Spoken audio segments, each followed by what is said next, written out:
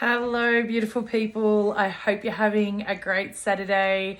So today I'm coming in to talk to all the ladies out there, and as well to you males as well, because sometimes men always say, "Oh, women are so complicated," but really we're not. We overcomplicate our own lives. So that's just one message, but maybe this will also give you some understanding on where we're at. If you're living with a woman right now, she's probably going a bit crazy, or she's trying to find herself, or wanting to understand where she's at and her purpose, and she's probably waking up, or she's probably very asleep or whatever. You're probably asking a lot of questions right now, but also, like I said, this message is for the female. So please forgive me if I chop and change and go in different directions with this message. But I just keep on getting huge downloads and messages and conversations that have just been happening throughout the week. And I just got off a phone call with a very good friend of mine.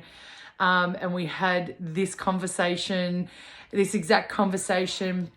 And it's all about the divine feminine waking up.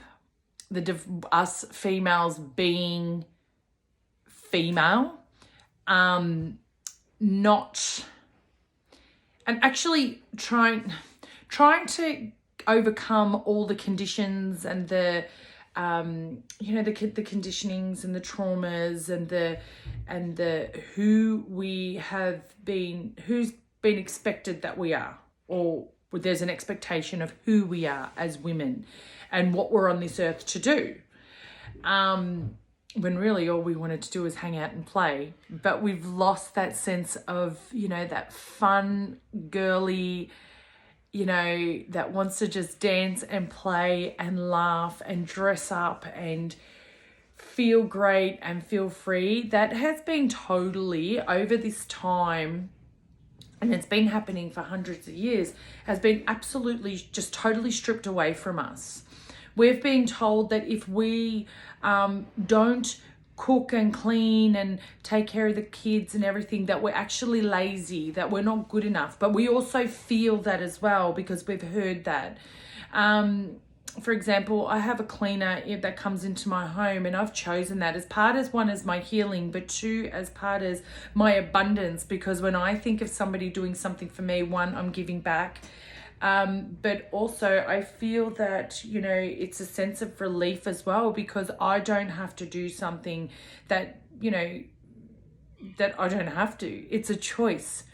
But that was a lot of control that I needed to let go as well, because the way my home looked and felt and everything, and even from an abundance, a monetary thing, it was something that I was holding on to. But when you look at it, you've always got the money to go and buy crap. And we all do. We've always got that money there, because money is always flowing. We are the blocks for that to come through, for that not coming through. So there was that. And I felt like, if somebody else can't do, as good a job as me, but the great thing is that my cleaner cleans exactly like me. So I found somebody like myself. So if we put it out there, we will find like-minded people to create a service for us. So I had to let go of the money blocks. I had to let go of the control. I had to let go of the A-type. I've had to let go of the divine masculine, that control, that everything needs to be done, that it needs to be done now. But we've all been told that, for example, if we have a cleaner, 1 years ago used to be like, oh, you're rich, or 2, you're lazy if you've got a cleaner. So there's a lot of gossipers. There's people that gossip and say, oh, she's got a cleaner. Oh, she's lazy. She can't clean her own home. No, people sometimes don't want to do it.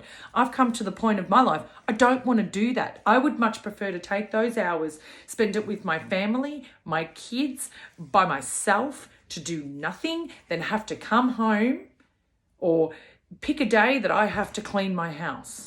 It just does my head in now.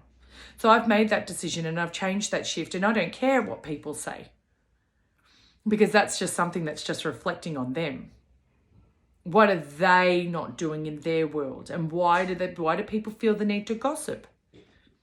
Because there's lots of stuff going on in their world, and it's easier to try and deflect onto somebody else, then take responsibility and say, well, yeah, I get that. So, so there's gossip, and then there's, people working more than 50 hours a week. So they've got no time for their family nor their home. So, because I've got that, then that entitles me to get a cleaner. But then they've still got no time for themselves.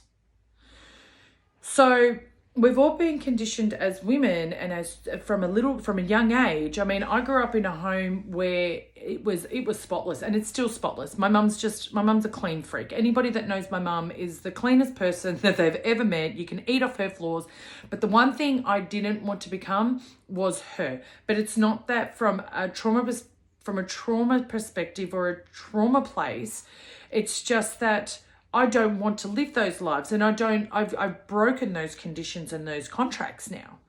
So I don't need to have the okay from my mother to say, oh, okay, well, you can go and do whatever you need to now, because that's what we're all looking for.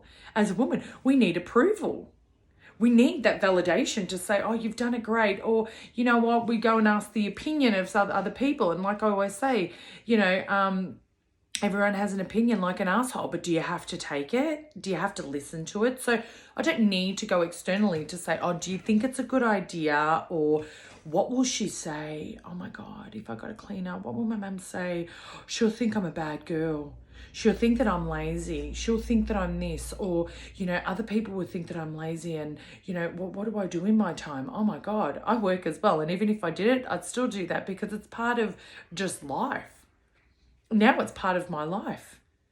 And I'm not, and you shouldn't be apologetic for the steps that you're taking in your life.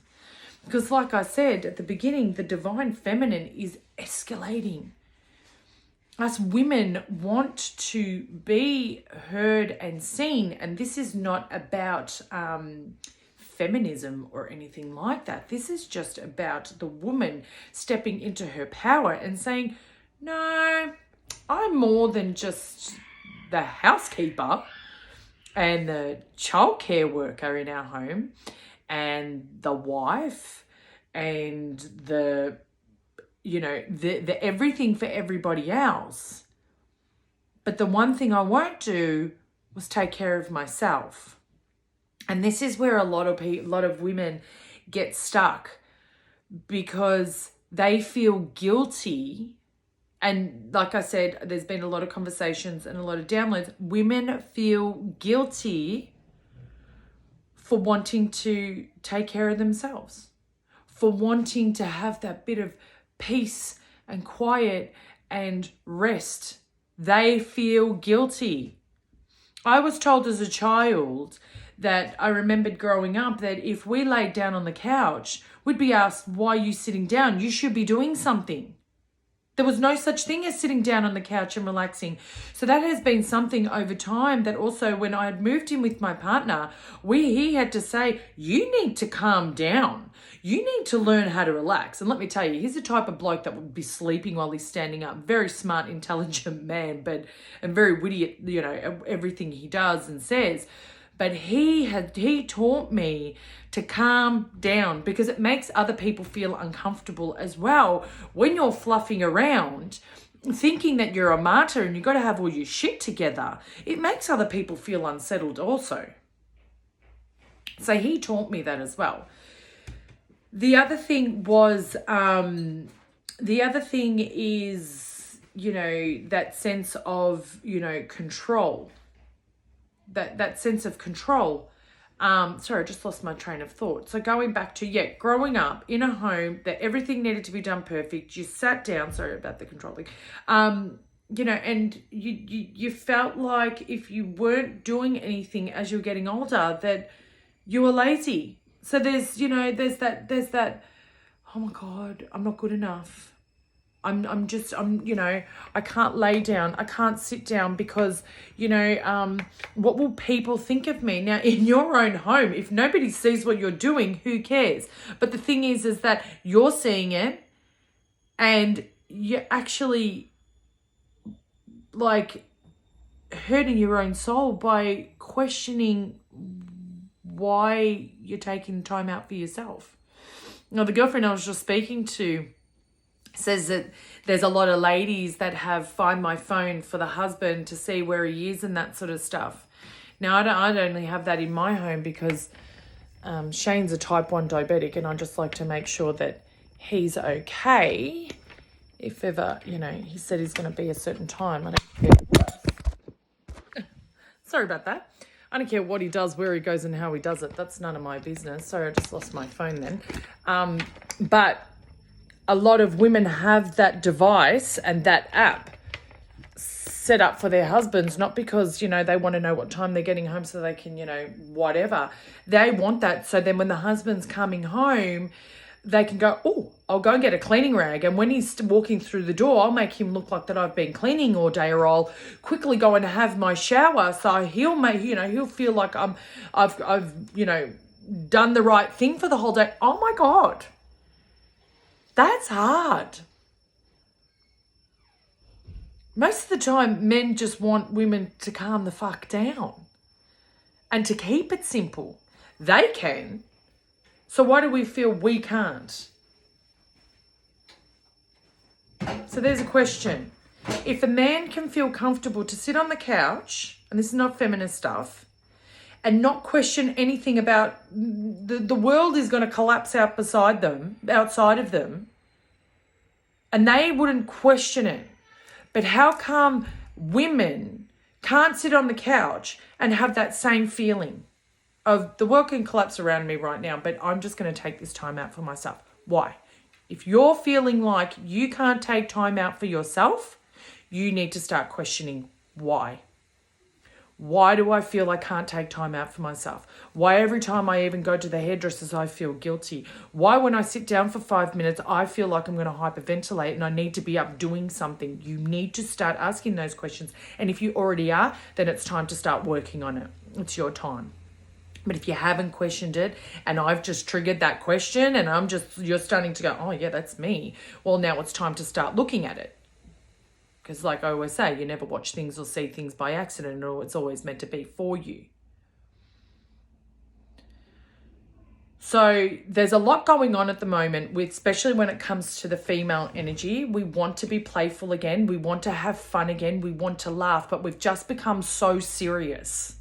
We've just become so serious that everything has to be structured. Everything has to be perfect. The exterior needs to make sure that we look great and everything is great when your world's probably a fucking mess. And it's okay. It's okay.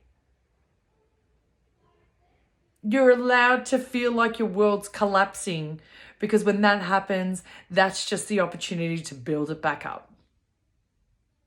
There's a lot of females right now that that are in my friendship circle group that were working in very high masculine jobs and have flipped it and become cleaners and have become, clothing stylists and that. And I look at that and I go, wow, they found their calling. Not that the cleaner and the stylist is that, but they've found their inner feminine. They've found that the feminine was crying out to them, that their masculine was too painful for them. And that happened to me too.